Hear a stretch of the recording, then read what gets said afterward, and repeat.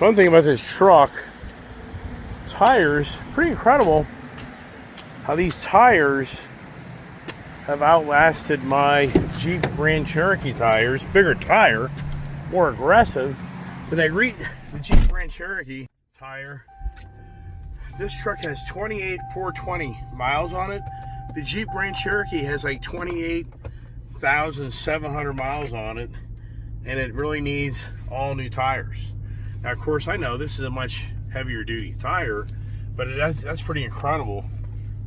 You would think in some ways that this would have ate tires faster than the other. All right, so now to go home, let's see what the Waze says.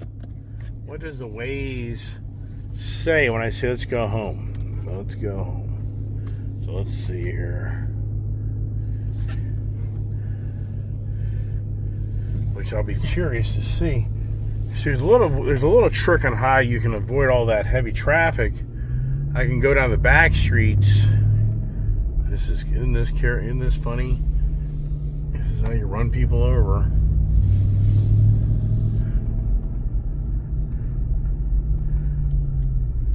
That's where I took a bunch of metal here recently.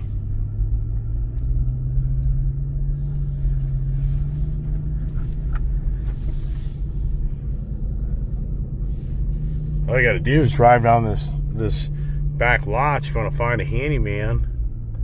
I just saw one guy's name.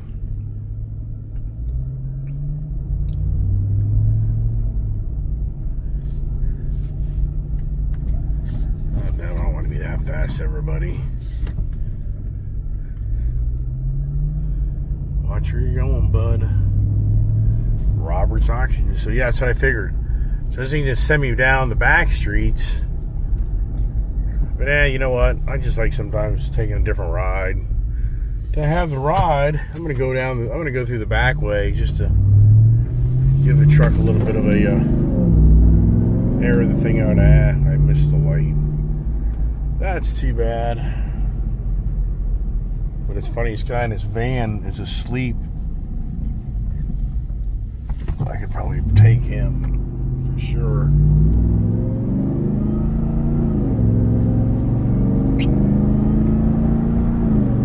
And there we go with some exhaust note from the Ram TRX truck. It'll be interesting as life prevails me. Will this be one of the longest owned trucks as long as I can hold on to it? Nothing's guaranteed in my life at this point.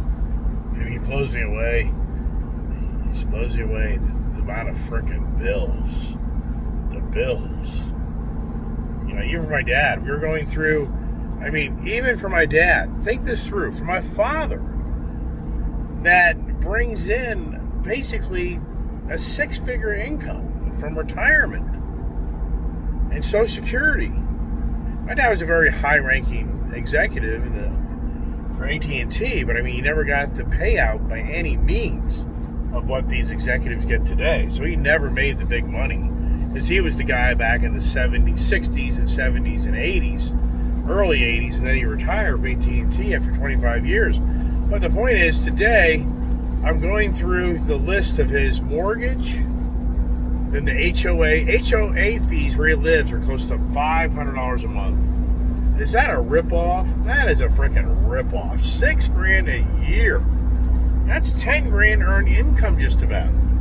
So we're going through the electric bill, the water bill, the TV, landline, phone service, the cell phone bill, his mortgage with the escrow in it, then house insurance, and then his car payment, his car insurance, the boat, blah, blah, blah, blah, blah, blah, blah. And you know what? When it's all said and done, my dad really is running probably $2,000 a month overture. Now he has like American Express, he has savings and credit cards, so he can manage his cash flow. But the whole point is, for my father, and he's living in a home that the mortgage is basically not much more than you're to pay to have a nice apartment. So his mortgage isn't a $5,000 a month mortgage. But the point is, I run through the numbers. My dad's like, he doesn't know if he can afford to stay there. And I'm like, well, but first, before you get down that path, who's going to plan to be there with you? That's what I'm like. You got to kind of slow things down. Wait till you get down there in June. You're not in dire straits. You're not going to, so my dad's not like in a position where he has to sell the house. So I'm like, just slow down. But my dad gets fixated on something, and I don't think he has anything else to think about. So he just starts thinking about selling the house, then doing an estate auction. Like, Dad, you need to find something else to think about. All you're fixating right now is the house. There's no rush. Rachel's not leaving anytime soon. Let's just look at this thing after the celebration of life with Mother, and let's just plan at least 2-3 more months of you being in that home, at least, if not longer. And so here, classic. So did I beat what I tried to avoid on the other side of the mountain? Nope. Here it is, everybody. It's 3 o'clock in the DC metro area, rural Loudoun County, and already I'm in bumper to bumper traffic.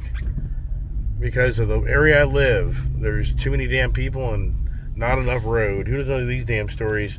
So once again, ear from my dad. It's like, oh my gosh. So, basically, when you retire, if you don't have your house paid for, then you're going to be challenged, extremely challenged.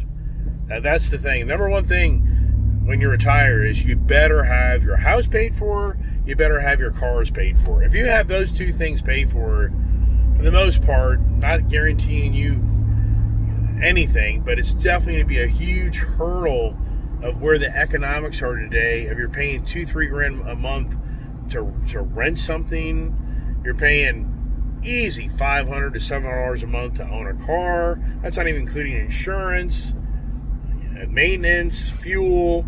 So the list goes on and on and on. So the biggest hurdle is in your life, if you can just outright own your home and you have a few cars you outright own that aren't really ancient and in decent shape, then that's worth to you $5,000 a month.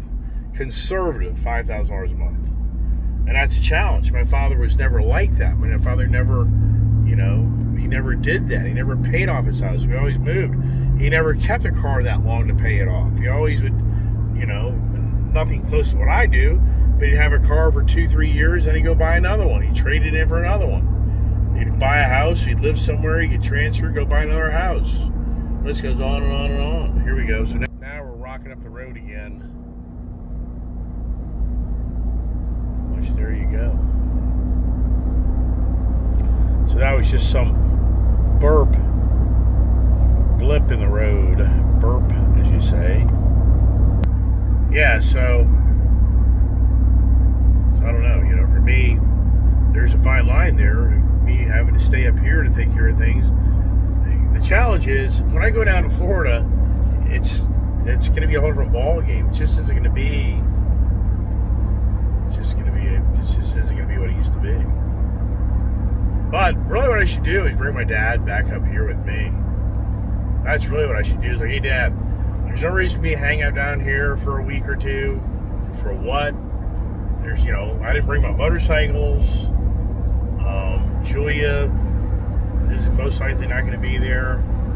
And now, what are we doing? Besides staring at each other and what are we doing? What are we doing? So, here, let me just throw you in my car. And let's just go ahead and get up the road and just hang out with me for a few weeks, and then I'll get you back to Florida.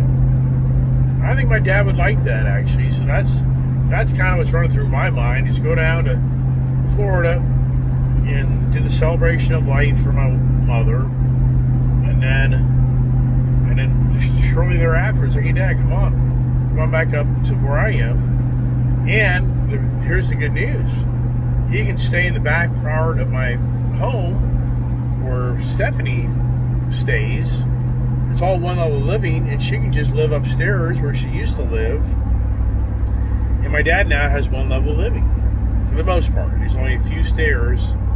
There's just basically one step from my kitchen to my main entry. So my dad could literally enjoy that back living area, the back deck area, and he would be separated from German Shepherd dogs, as they're all in the barn.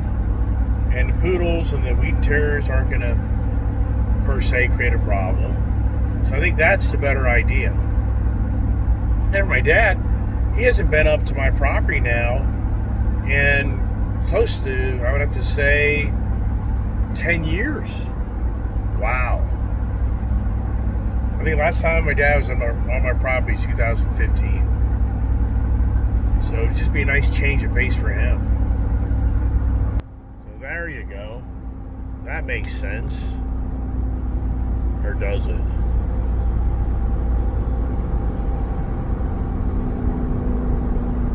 Yeah, I've thought about, do I put a little different tire on, a little bigger tire? I wouldn't mind. I definitely, next time around, I'd replace these tires, which that could be another 20, 30,000 miles.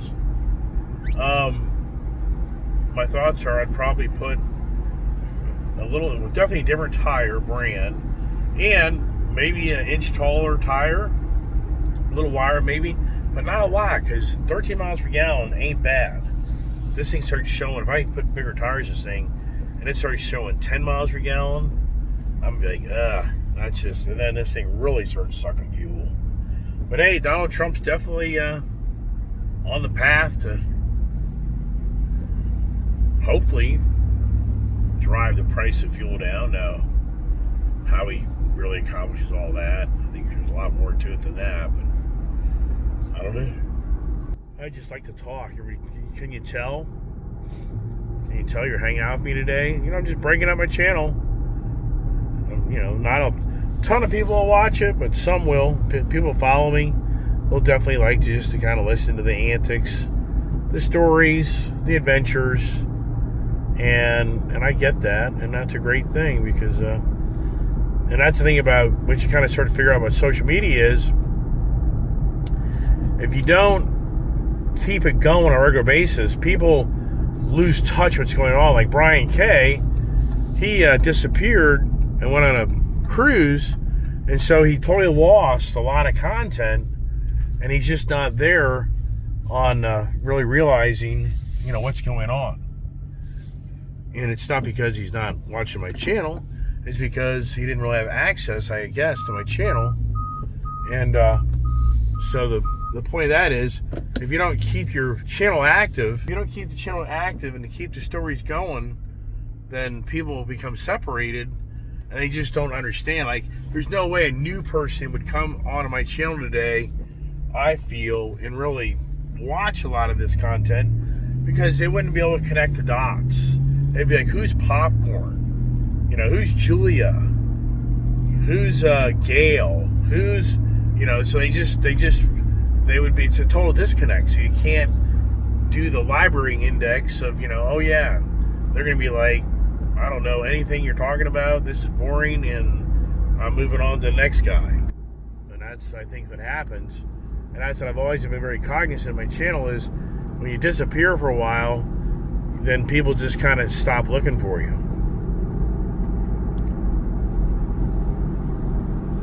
I can still remember back like in 1988, 89, I was just getting going in my career in the oil industry. I drove down this road and I thought, wow, if I can only live out in this area, wow, I'd be such a successful person. I mean, I'm not lying to you. I drove down this road and I just felt this energy about me, like, wow, this is where I'd like to live one day. In this area out here, well, here we go. I've been on my motorcycle and had that happen. That is such a dangerous intersection. I hate that. That intersection shouldn't be allowed. Or they should have a flashing thing there to warn people to slow down. But yeah, I still remember, it's like, oh wow, if I could just live out here, that'd be my relationship to, I made it. One thing for sure, the lawnmower guys, landscaping guys are happy right now because they've got a full schedule.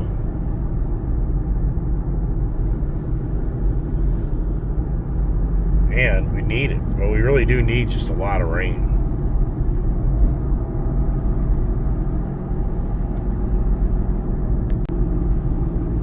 But, and another thing, so this road now, this is a major road thoroughfare for people going to Maryland. This is a major road.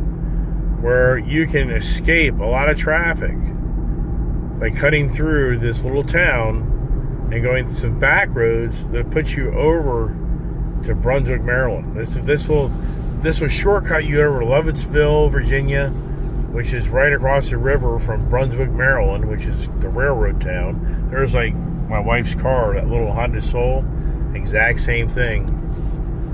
And so somebody's trying to save our scenic byway. So I guess this is all about the power lines trying to come through here for the, Dominion Power is screaming bloody murder to get access to bring in more power because it's not going to be good. All this artificial intelligence is draining the power, and they need bigger infrastructure, and they're preaching it that once you get down the road, it's going to be a major problem.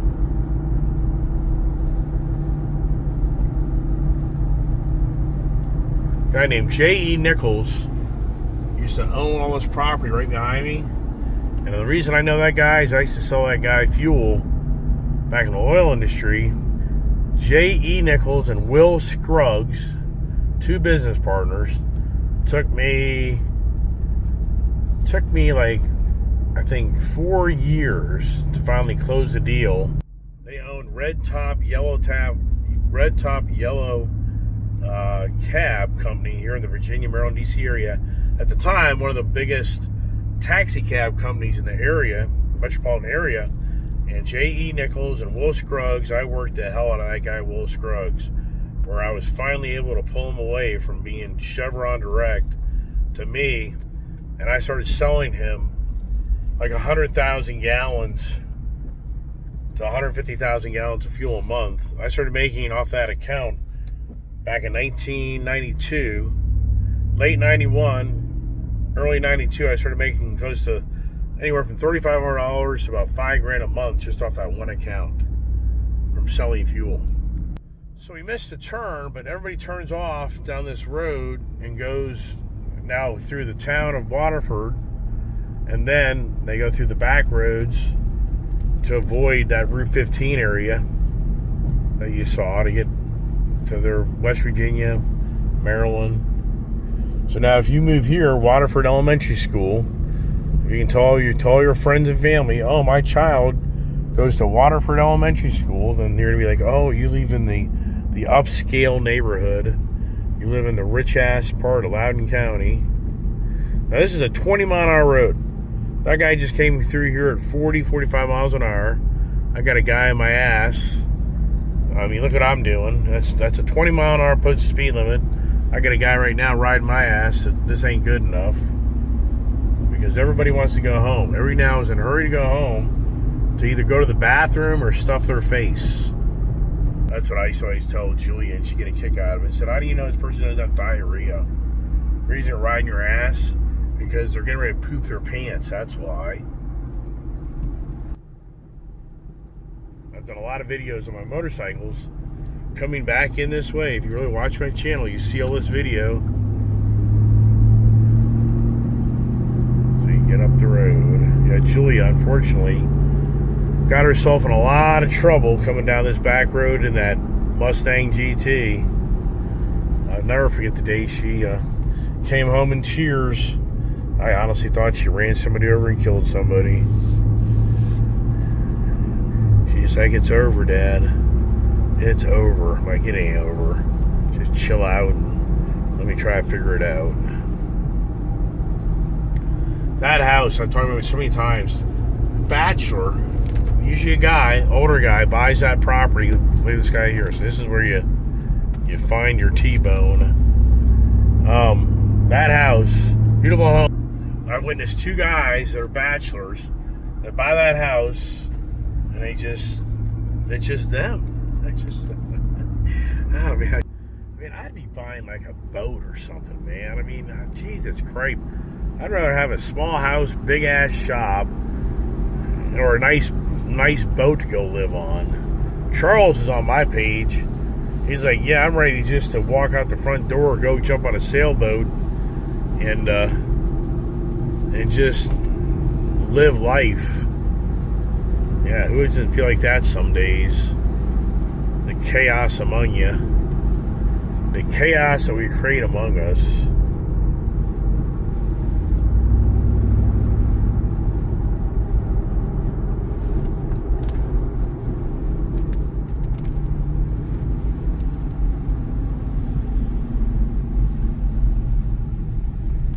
Over the mountain we go. When I moved here, there was nothing here. This was just all fields. That's all it was. So that whole right-hand side looked like that. Hard to believe that development now is a good 20 plus years old.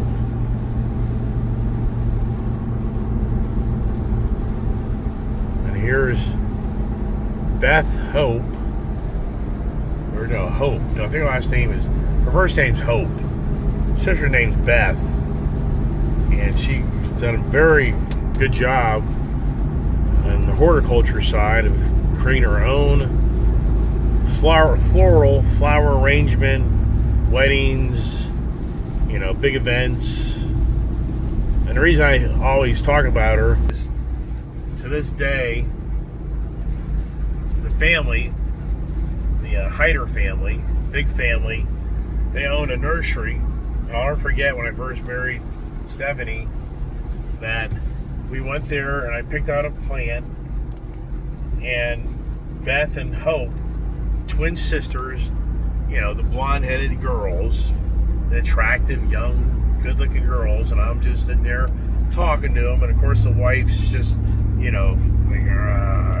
I know what this is all about. And so sure enough, I bought a tree, and the wife's always kind of been like, oh, you only bought that tree because those two girls. Look at this guy here. What are you going to do, dude? I don't know what you're going to do, but you're lost. Don't get in front of me as you're putting up the damn road. So they came to the house, and the one did. I don't know, I think it was Beth. I don't think Hope came. And she checked out what I thought I'd put the tree, and she thought it was a great idea. And my wife, she's like, oh, so she even made a personal house call. Like, they live right here in the neighborhood. I mean, oh my gosh, honey, it's ridiculous.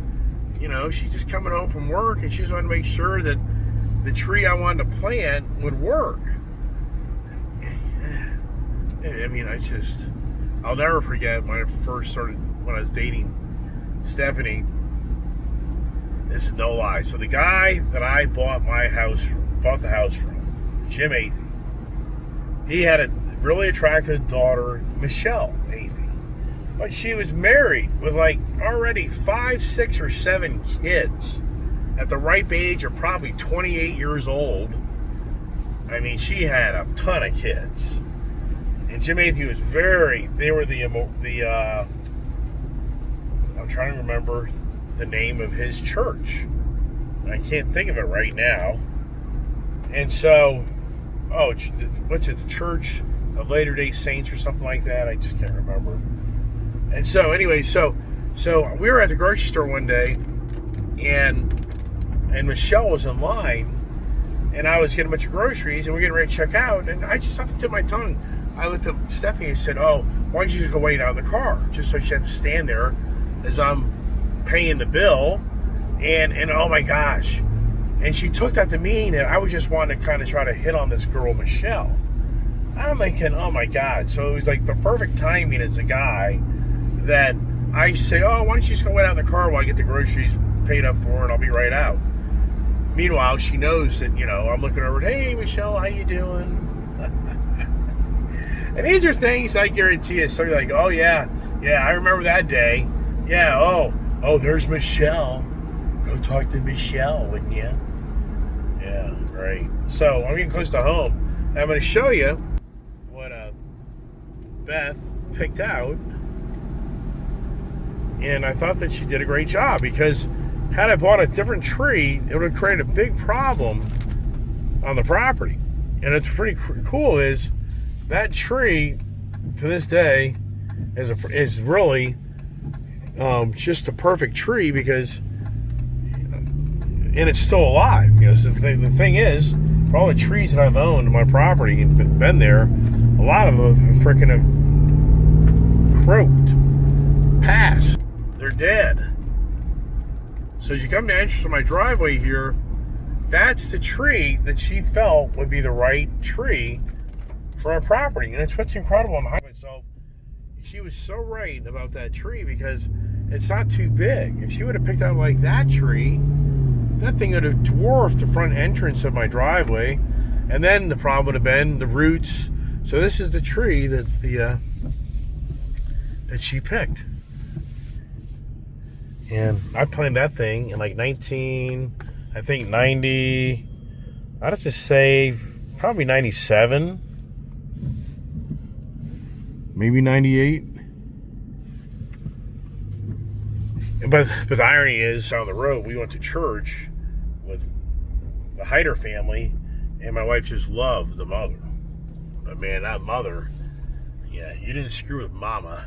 And dad, he was always grouchy. He was always just pissed off. I mean, he was just always grouchy. He was never happy. And it's just like, what is the deal with you, dude? So, but, you know, Mrs. Heider, my wife, really did appreciate and respect her because she was a strong-willed, strong-headed lady. You didn't screw with her, I'll tell you that much. Who would screw with anybody after you have like 6, 7, 8 kids? Yeah. Yeah. We're back. Let's see how they like it. Now, did I do what I think I did?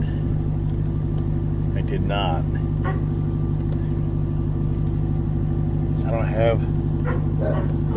have, do I have a thing in here? I don't. I'm so bummed. I gotta put that thing back up. That fell off. But I don't have my gate opener, or my barn opener. Oh well, so I gotta go in and go open the damn barn. I was gonna open up right now and take all the stuff in. You know, I wonder sometimes, so why is my throat so sore?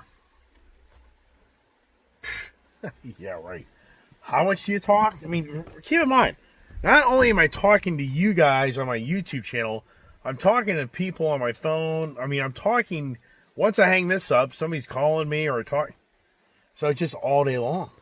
And I wonder why I'm like, wonder why my throat is so sore. Wow. The rain is coming down like you can't believe. So now, I got all these bags, all these, it's on the other side, it figures, right? All right, I don't know what to do. I think I'll just go open the door up. I don't know what to do. I think I'll open the door up. I'm getting soaked. I gotta go to Mac and Cheese. Gotta go to Mac and Cheese. We gotta go see Mac. So, see, I need 2 hands for this. All right. So, let's see what we got here. Got some bone. Look at this here. Look. Hey, look what I got you here, Princey boy. Looky here, dude. How do I open it up? I'm gonna get my little knife out here. I'm trying to do everything with you guys watching, which that's not easy. So let's see here. You smell this here, Princey boy? Hey, Princey boy. Look at Prince. Look what I got you, Prince. Hey, Prince. Hey, Gypsy. Watch out, pups. We'll get you all set up here in a second. Can I get it all off? Not really. That figures. This thing here is home. There you go. There's one. They don't probably know what to do with it, everybody. This is classic. Look, they're freaked out over it, actually. Here, get some other ones out. Yeah, what does this create? More dog issues? Probably. Well, this is classic. Classic. I think they're getting the idea. Here you go. So you got 1, 2, 3, 4. We got 5, 6. Okay, so let's get another one out here for you. All right. Look at Tang. Tony's like, Daddy, look at that.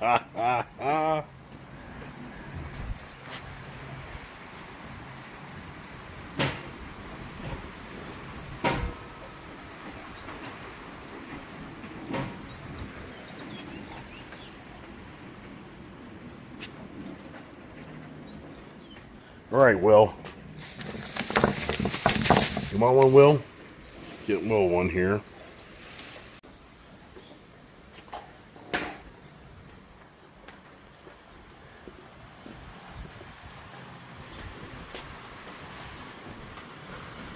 Well, that changes everything, doesn't everybody?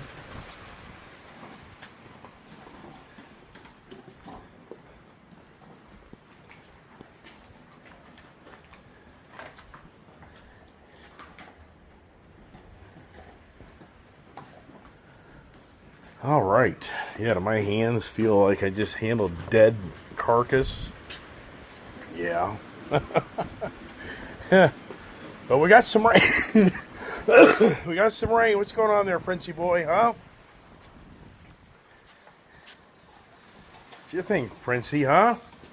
What you think there, Scotty boy, huh? I think he's liking it.